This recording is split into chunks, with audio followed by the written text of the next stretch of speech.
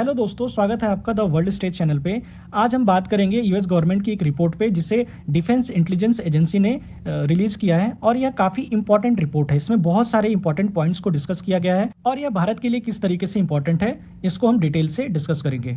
बात करें US government की डिफेंस इंटेलिजेंस रिपोर्ट के बारे में, तो इसमें यह कहा गया है कि पाकिस्तान भारत को अपना एग्जिस्टेंशियल थ्रेट मानता है कि भारत पाकिस्तान को कभी भी खत्म कर सकता है। और खासकर ऑपरेशन सिंदूर में जिस तरीके से भारत ने पाकिस्तान को स्ट्राइक किया, उससे पाकिस्तान और ज़्यादा कॉशियस हो गया होगा और पाकिस्तान अपने डिफेंस को और ज़्यादा इंप्रूव करने की तैयारी करना शुरू कर चुका है। इसी के साथ साथ पाकिस्तान अपने न्यूक्लियर टेक्नोलॉजी को और ज़्यादा अपग्रेड कर रहा है, उनकी सिक्योरिटी को और ज़्यादा बढ़ा रहा है और हो सकता है कि आने वाले समय में चाइना के थ्रू ये नए तरीके के जो न्यूक्लियर वेपन की टेक्नोलॉजी है उनको ये हासिल करे। और एक इंपॉर्टेंट बात मैं यहाँ पे ये बताऊं कि चाइना ने रिसेंटली इसी साल एक हाइड्रोजन बॉम्ब का टेस्ट किया था, जिसको ये थर्मोन्यूक्लियर डिवाइस बोलते हैं। उसमें इन्होंने कई सारे नए टेक्नोलॉजीज का भी टेस्ट किया था। हालांकि इसके बारे में ग्लोबल मीडिया में कोई ज़्यादा डिटेल सामने नहीं आई, लेकिन चाइना ने अपने टेक्नोलॉजी को अपग्रेड किया है यहाँ पे। और रिसेंट के कुछ साल में चाइना जिस तरीके से पाकिस्तान के सपोर्ट में खुल के आया है और पाकिस्तान भी जिस तरीके से चाइना के लिए एक वेसल स्टेट के रूप में काम कर रहा है, एक प्रॉक्सी के तौर पे काम कर रहा है, उससे हम कहीं भी इस चीज़ को डिनाई नहीं कर सकते कि चाइना इनका हेल्प नहीं कर सकता। चाइना पाकिस्तान को यूएई, हांगकांग, तुर्की या फिर सिंगापुर के रास्ते ऐसे इक्विपमेंट बेच रहा है जिनका प्रयोग न्यूक्लियर टेक्नोलॉजी को डेवलप करने के लिए किया जाता है।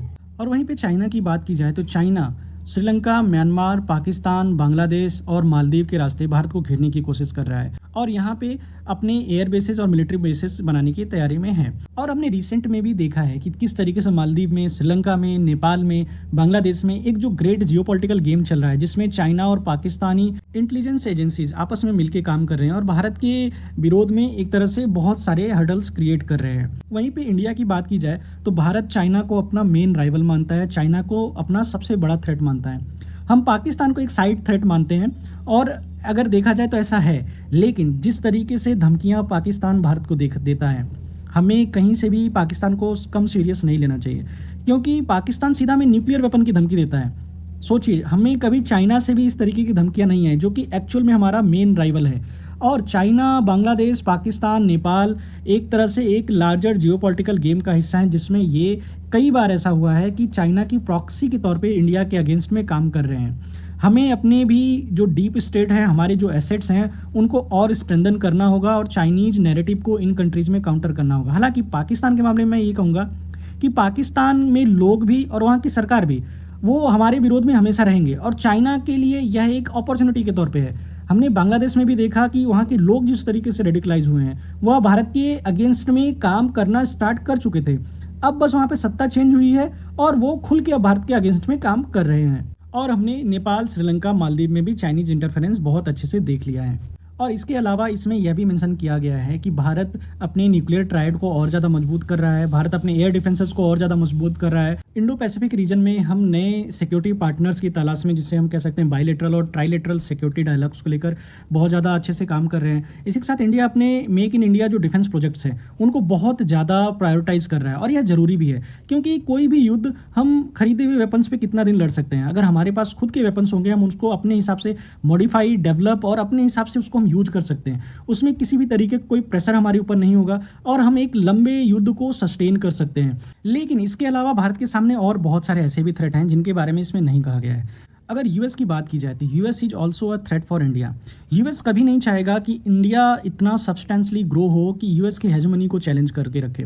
अगर रसिया और चाइना की बात करें तो रसिया के पास मिलिट्री तो है पर उनके पास उतनी बड़ी इकॉनमी नहीं है। चाइना के पास मिलिट्री भी है और इकॉनमी भी है, लेकिन चाइना वो सॉफ्ट पावर एंजॉय नहीं करता, ऐसे रिलेशंस एंजॉय नहीं करता और एक ऐसा जो एक पॉजिटिव फेस है दुनिया के सामने वो एंजॉय नहीं करता।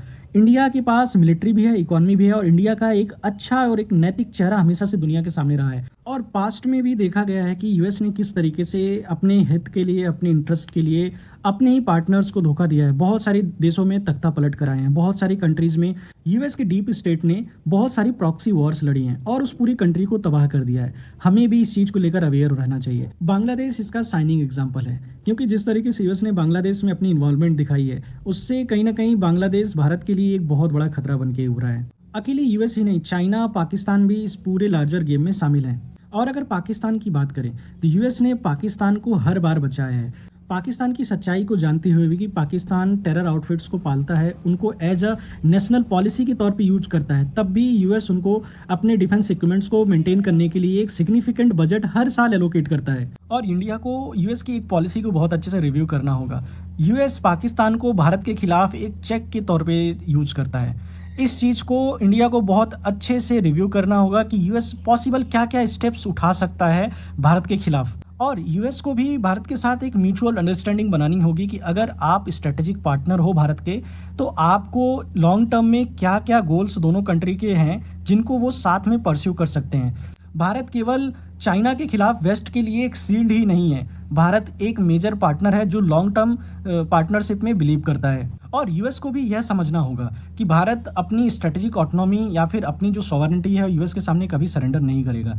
यूएस के लिए पार्टनरशिप और एलाई का मतलब ये होता है कि सामने वाली कंट्री यूएस के सामने पूरी तरीके से सरेंडर कर दे और वो यूएस के बताए हुए रास्तों पे चले, जबकि भारत ऐसा नहीं करने वाला है। भारत ने बहुत कठिन समय में भी बहुत कठिन डिसीजन लिए हैं, लेकिन भारत ने कभी अपनी स्ट्रेटेजिक ऑटोनॉमी को सरेंडर नहीं किया है।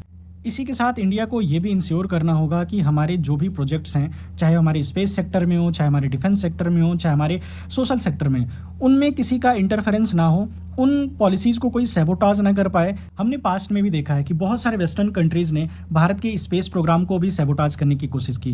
हमारे डिफेंस प्रोजेक्ट, हमारे न्यूक्लियर प्रोजेक्ट, यहाँ तक कि हमारे जो मिसाइल प्रोजेक्ट थे उनको भी सैबोटाइज करने की कोशिश की। और इसी के साथ हमारे बहुत सारे न्यूक्लियर साइंटिस्ट, हमारे इंपॉर्टेंट साइंटिस्ट जिनको साइलेंटली मार दिया गया, जिनके बारे में कोई पता नहीं चल सका कि इनको किसने मारा, तो उनकी भी सेफ्टी बहुत ज़रूरी है, क्योंकि अगर ऐसा कुछ होता है तो इससे उस पूरे प्रोजेक्ट के टाइम ड्यूरेशन, उसके डेवलपमेंट पे बहुत ज़्यादा इंपैक्ट पड़ता है।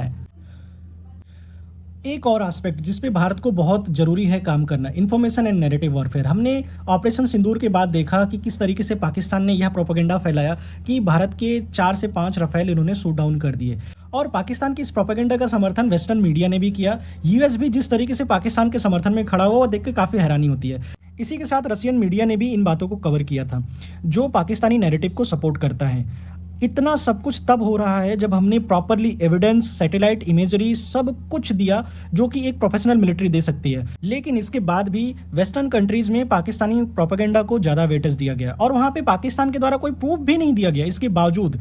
तो आप इनकी क्रेडिबिलिटी को तो आप अच्छे से समझ सकते हो। और साथ ही साथ यह सब इसलिए हो रहा है क्योंकि ये इनके नैरेटिव को सूट करता है, साथ ही साथ इनके डिफेंस मार्केट को सूट करता है। क्योंकि भारत ने अपने मेड इन इंडिया वेपन्स का यूज किया था और मोस्टली जो वेपन्स यूज हुए थे या तो वो फ्रांस के थे या फिर वो रशियन वेपन्स थे।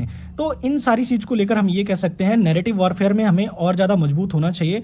और इसी के साथ नैरेटिव को काउंटर कैसे करना है, इसको और ज्यादा नए तरीके से सोचना चाहिए। इसी के साथ एक और पॉइंट मैं ऐड करना चाहूंगा, हालांकि ये बहुत ज्यादा एग्जैजरेटेड है, बट हमें आने वाले 100 साल के मिलिट्री गोल्स को सेट करना होगा, आने वाले 50 साल के मिलिट्री गोल्स को भी सेट करना होगा। क्योंकि अगर आप मेजर कंट्रीज को देखें एज लाइक यूएस, रसिया, चाइना, इनके पास प्रॉपर एक 50 या 100 साल के प्लान्स हैं जिनमें इनकी क्या क्या स्ट्रेटेजिक गोल्स हैं उनको अचीव करना है।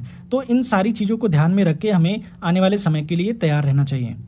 तो दोस्तों, इन सारे मुद्दों पे मेरे ये विचार थे। आपके क्या विचार हैं प्लीज़ कमेंट करके ज़रूर बताइएगा। कोई सुझाव होगा तो उसे ज़रूर बताइएगा। मिलते हैं नेक्स्ट वीडियो में एक नए टॉपिक के साथ। तब तक के लिए जय हिंद, वंदे मातरम।